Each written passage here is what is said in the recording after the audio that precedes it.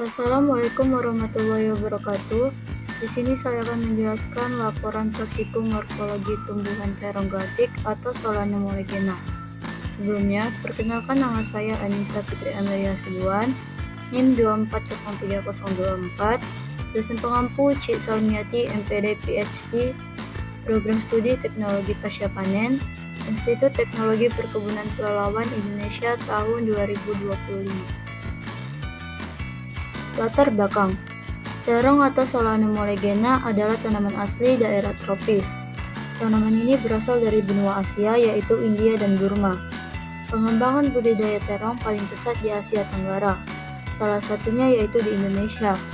Terong glatik berbentuk bulat kecil seukuran bola pingpong. Kulit buahnya berwarna hijau, memiliki cita rasa manis, serta tidak memiliki rasa pahit, dan memiliki tekstur yang sangat renyah. Terong juga memiliki gizi yang cukup tinggi, terutama kandungan vitamin A dan fosfor.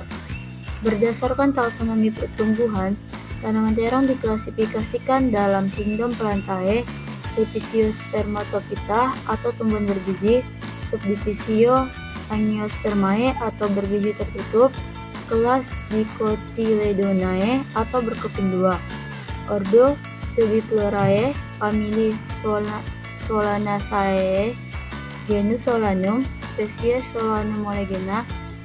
Dan pembudidayaan tanaman terong glatik sangat mudah, hanya perlu melakukan seperti penyemaian benih, penyiapan bedengan, pembibitan, penanaman, dan pemeliharaan.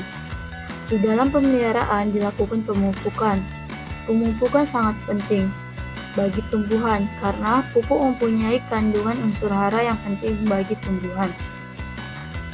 Adapun tujuan praktikumnya yang pertama, untuk mengidentifikasi dan mendeskripsikan ciri-ciri morfologi tanaman terong glatik, meliputi akar, batang, daun, bunga, dan buah. Kedua, mengetahui struktur dan fungsi masing-masing organ morfologi pada tanaman terong glatik. Dan yang ketiga, mengetahui struktur dan fungsi masing-masing organ morfologi pada tanaman terong glatik.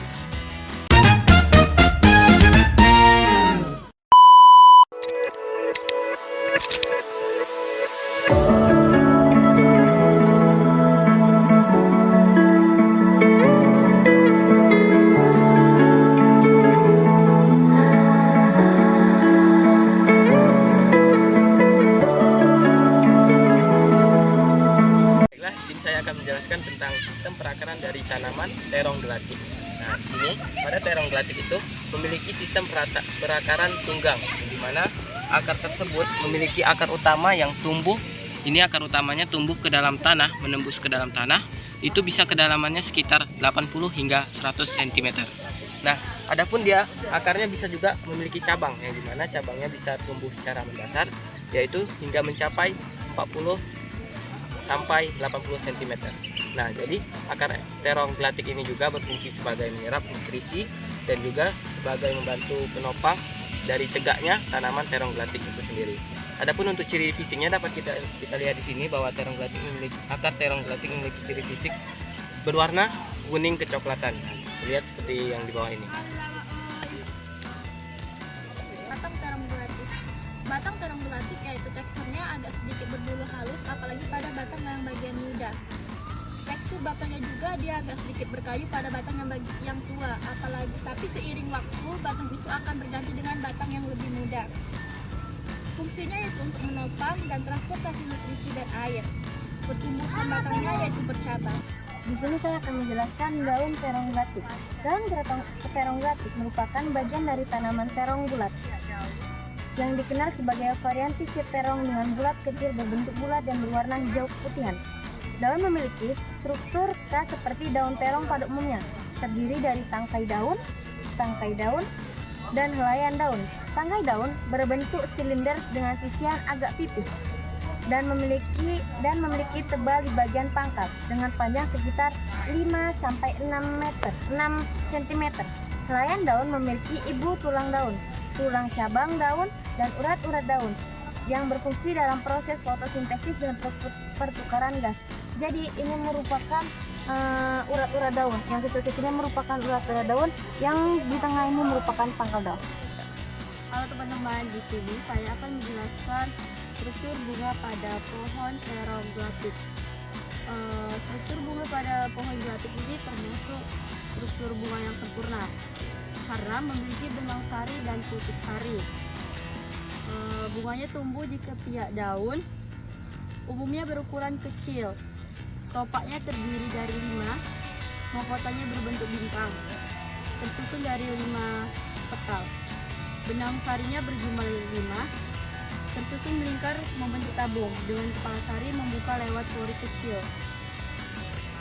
Putiknya terletak di tengah, terdiri dari ovarium bulat, stilus ramping, dan stigma lengket.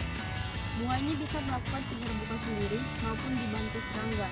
Struktur bunganya kompak dan sederhana, sesuai dengan karakter tanaman yang prolific dan berbuah kecil. Baiklah, pada kali ini saya ingin menjelaskan tentang buah terong gelatik. Jadi, buah terong gelatik kita dapat lihat di sini. Itu jika buahnya masih mentah, buah berwarna hijau dan memiliki garis-garis putih seperti ini. Itu ada garis-garis putihnya.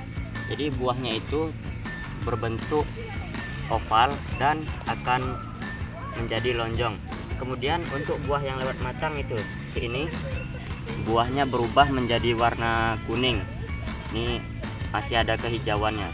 Kemudian buah yang telah lewat matang atau busuk akan berwarna hitam seperti ini. Nah, biasanya terong gelatik ini digunakan sebagai bahan pangan olahan seperti sebagai lalapan atau sebagai campuran untuk membuat sambal. Kemudian ada akar. Tanaman terong gelatik memiliki akar tunggang dan cabang-cabang akar yang dapat menembus kedalaman tanah sekitar 80-100 cm. Akar-akar yang tumbuh mendatar dapat menyebar pada radius 40-80 cm dari pangkal batang, tergantung dari umur tanaman dan kesuburan tanahnya. Kemudian ada batang. Batang tanaman terong membentuk percabangan yang menggarpu dan tidak beraturan. Percabangan ini merupakan bagian dari batang yang akan menghasilkan buah.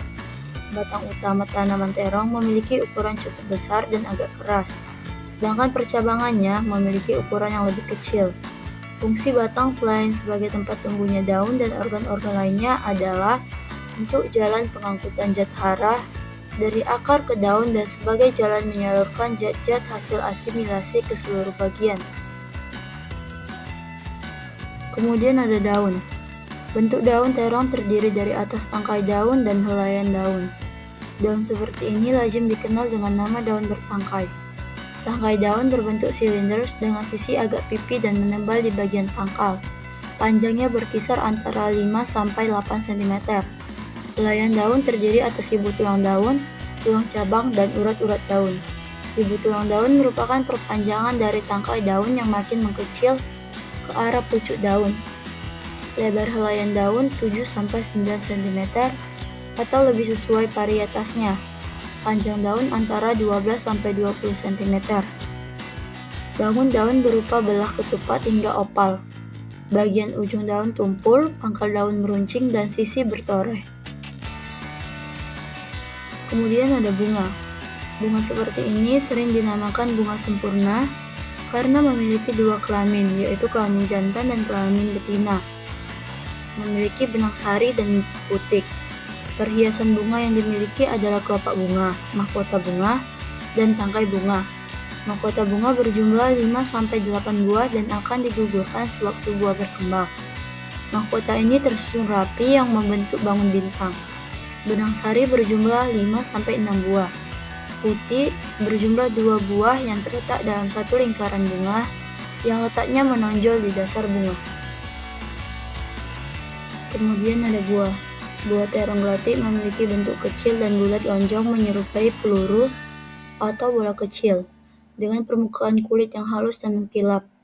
Warna buah bervariasi tergantung tingkat kematangan dan jenisnya, mulai dari hijau muda, putih kehijauan, hingga ungu cerah saat sudah matang. Ukurannya yang mungil membuat terong ini sering disajikan utuh dalam masakan. Kemudian ada kesimpulan. Pengamatan morfologi tanaman terong gelatik menunjukkan bahwa tanaman ini memiliki struktur morfologi yang khas. Akar terong gelatik bertipe akar tunggang dengan percabangan yang cukup banyak. Berfungsi kuat menopang tanaman dan menyerap air serta unsur hara.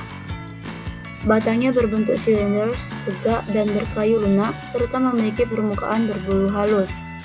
Daunnya berwarna hijau, berbentuk opal melebar dengan tepi yang bergerigi.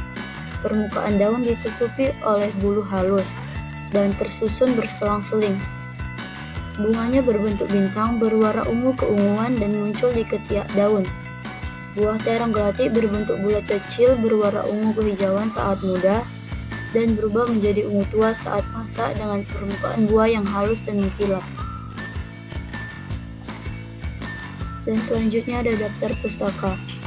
Berikut beberapa referensi yang telah saya gunakan. Sekian penjelasan dari saya. Saya ucapkan terima kasih dan saya akhiri dengan wassalamualaikum warahmatullahi wabarakatuh.